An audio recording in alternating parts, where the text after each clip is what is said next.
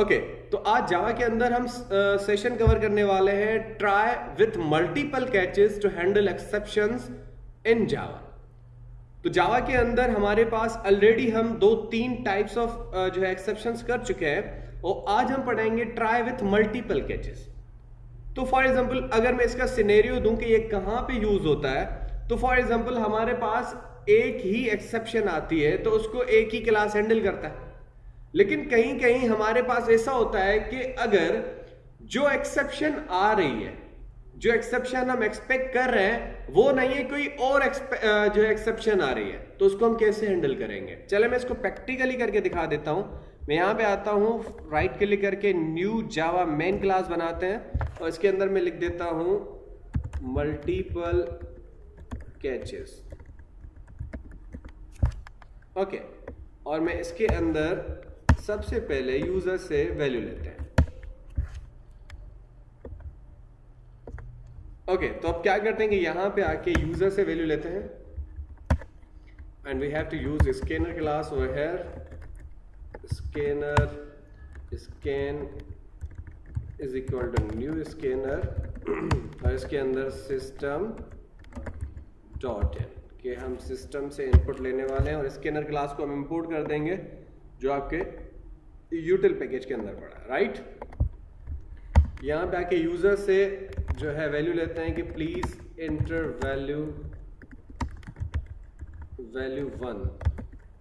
सही है, और यहां पे आके इंटीजर के अंदर कन्वर्ट करके वैल्यू लेंगे इससे। सही है, integer a is equal to, ठीक है, और यहां पे आके हम लिखेंगे स्कैन डॉट नेक्स्ट इंट।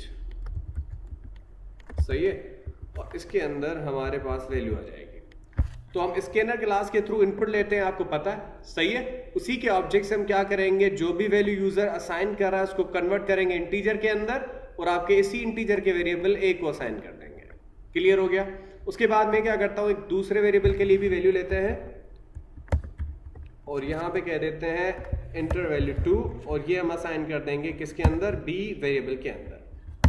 सही हो गया, और मैं यहां पे एक थर्ड वेरिएबल c बना देता हूं जिसके अंदर a डिवाइडेड बाय b कर देता हूं। क्लियर हो गया।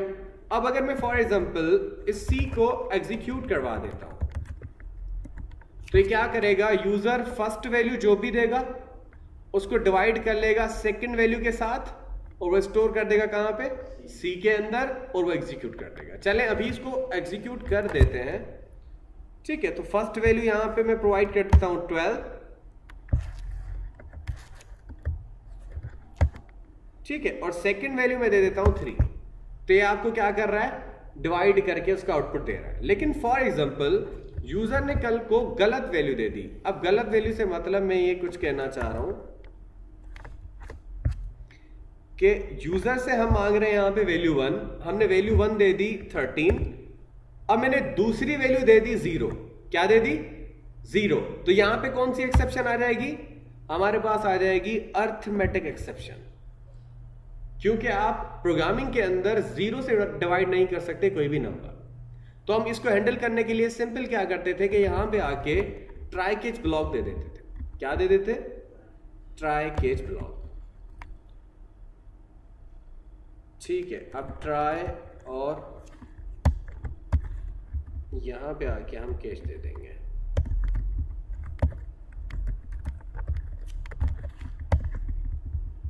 इसके अंदर हम क्या लिखेंगे कि हम हैंडल करने वाले हैं अर्थमेटिक एक्सेप्शन को। राइट हो गया, और इसका यहाँ पे एक रेफरेंस वेरिएबल या ऑब्जेक्ट कह दो बना देंगे और इसको एग्जीक्यूट करवा देंगे। तो जावा के अंदर जो भी ऑलरेडी एरर है वहां से आपको वो यहाँ पे शो कर देगा। तो अभी अगर फॉर एग्जांपल आप ऐसे ही वैल्यूज देते हो, वैल्यू 1 दे दी आपने 13 और आप उसको दूसरी वैल्यू दे रहे हो 0, तो 13 को अगर ये डिवाइड करेगा 0 से तो आपके पास जो भी एक्सेप्शन आएगी उसको हैंडल कर लेगा। कौन हैंडल करेगा, जो आपका कैच ब्लॉक है ना। ट्राई ने क्या किया कि हमारे पास जो एक्सेप्शन आ रही थी इस लाइन पे, इस एक्सेप्शन को एज अ ऑब्जेक्ट किसके पास भेजा, इस कैच के पास, और कैच ने अपने इस अर्थमेटिक एक्सेप्शन क्लास के थ्रू इसको हैंडल कर लिया। सही है।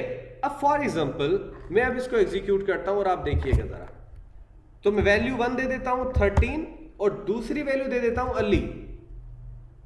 अब मैं नंबर नहीं दे रहा, अब मैं क्या दे रहा हूं, अर्ली दे रहा हूं। अब मैं इसको एंटर करता हूं तो क्या आ रहा है, यहां पे आप थोड़ा देखिएगा एक्सेप्शन कौन सी आ रही है, इनपुट मिसमैच एक्सेप्शन। कौन सी आ रही है, इनपुट मिसमैच एक्सेप्शन, है ना।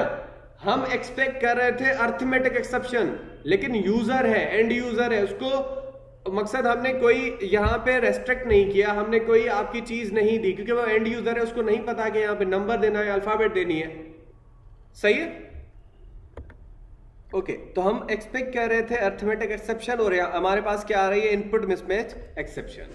तो अब इसको हम क्या करेंगे, यहां पे आके हम एक ट्राई और मल्टीपल कैचेस यूज कर सकते हैं। सही है, जैसे हम इफ फिर एल्सिफ एल्सिफ एल्सिफ यूज करते थे, है ना, कि हम यहां पे आके क्या करेंगे, अब दूसरा कैच प्रोवाइड कर देंगे। सही है, और यहां पे आके आप इसको ये प्रोवाइड कर देंगे कि इनपुट मिसमैच। अब ये आपका क्लास भी इंपोर्ट करवा देना है, जो आपका इनपुट मिसमैच का एक्सेप्शन का क्लास है ना, इंपोर्ट कर दिया हमने। और यहां पे आके हम system.out.println के अंदर ये डी पास कर देंगे। यहाँ आप चाहें तो अपना एरर भी शो करवा सकते हैं, आपकी मर्जी है। सही है, अब मैं इसको जो है एग्जीक्यूट करता हूं। अब यूजर हमसे वैल्यू मांग रहा है, वैल्यू 1, मैं वैल्यू 1 दे रहा हूं यहां पे 12, और वैल्यू जो 2 दे रहा हूं मैं यहां पे फिर से अर्ली दे रहा हूं। अब मैं जैसे एंटर करता हूं तो यहां पे कौन हैंडल कर रहा है, देखें, इनपुट मिसमैच एक्सेप्शन। सही है, क्योंकि हम शायद कुछ सोच रहे हैं, यूजर कुछ और दे रहा है ना। तो हम इस सिनेरियो के अंदर मल्टीपल कैचेस को यूज करते हैं। समझ में आया, ठीक है। तो ये था हमारे पास how to use multiple catches with one try block in exception. सही है, तो हम ऐसे हैंडल कर सकते हैं मल्टीपल एक्सेप्शंस को by using multiple catches. Clear है, आई होप ये आपको क्लियर हो गया होगा। नेक्स्ट के अंदर कुछ और पढ़ते हैं।